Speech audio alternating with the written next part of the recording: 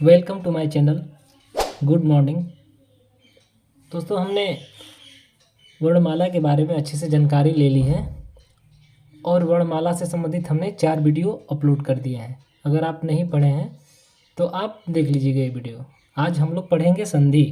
संधि क्या होता है, जो पहली बार भी देख रहा होगा ना वो सीख जाएगा संधि क्या होता है, क्योंकि हमें अच्छे से पढ़ना है और धीरे धीरे पढ़ना है। ठीक है, आप लोग संधि हेडिंग लगा लो। संधि का मतलब क्या होता है? संधि का मतलब ही होता है जोड़ या मेल। ठीक, कोई पूछे संधि क्या होता है तो क्या बताओगे आप? लिख लो, दो निकटवर्ती वर्णों के मेल से। वर्ण मतलब आप समझ रहे हैं, वर्णमाला में अच्छे से हमने बता दिए हैं।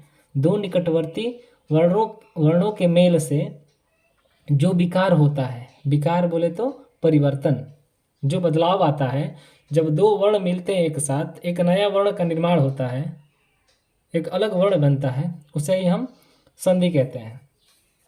ठीक है, इसको आप लिख लो अच्छे से। दो निकटवर्ती वर्णों के मेल से जो विकार होता है उसे हम संधि कहते हैं। जब मैं आपको वर्णमाला पढ़ा रहा था तो उसमें हमने दीर्घ स्वर के बारे में कुछ बताया था, शायद आपको याद होगा।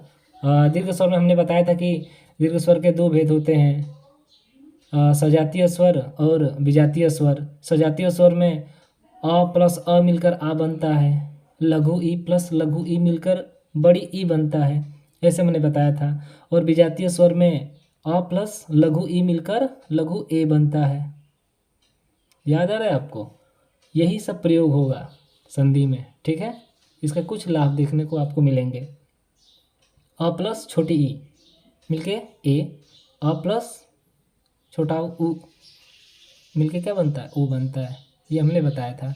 इसका ही प्रयोग होगा संधि में, कहीं कहीं आपको देखने को मिलेंगे। ठीक है, यही होता है वर्ण परिवर्तन। संधि का मतलब ही होता है दो निकटवर्ती वर्ण जो मिलके एक नया वर्ण का निर्माण करते हैं, वही संधि होता है।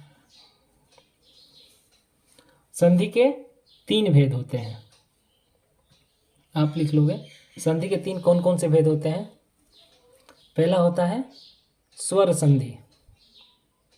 ठीक, उसके बाद व्यंजन संधि।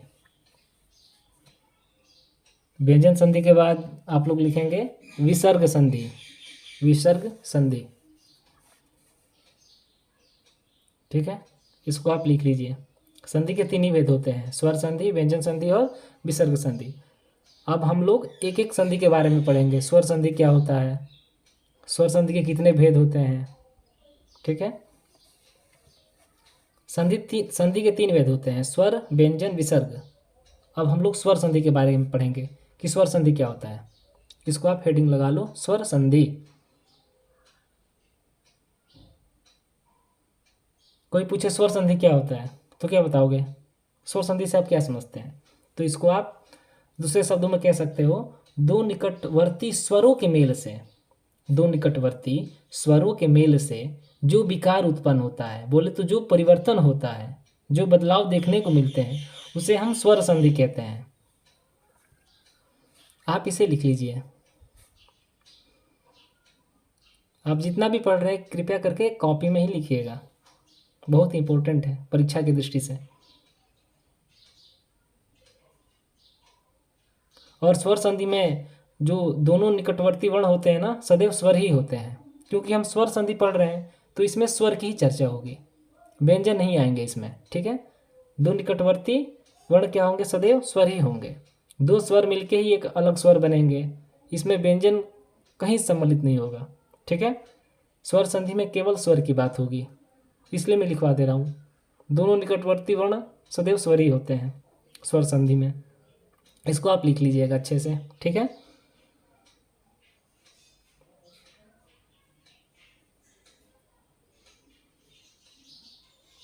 जैसे संधि के 3 भेद होते हैं ना, स्वर संधि, व्यंजन और विसर्ग, तो स्वर संधि का 5 भेद होता है।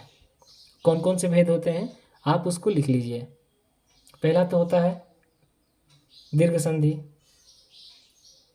उसके बाद गुण संधि, उसके बाद वृद्धि संधि,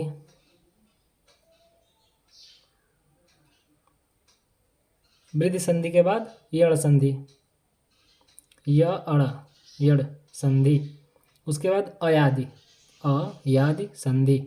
ठीक है, इसको आप अच्छे से लिख लीजिएगा। अगर समझ में ना आए तो फिर से इस वीडियो को देखिएगा, आपको अच्छे से समझ में आ जाएगा। उसके बाद हम दीर्घ संधि के बारे में देखेंगे। अगले वीडियो में आपसे मिलते हैं। आज के लिए बस इतना ही। धन्यवाद। धीरे धीरे करके पढ़ेंगे सारे।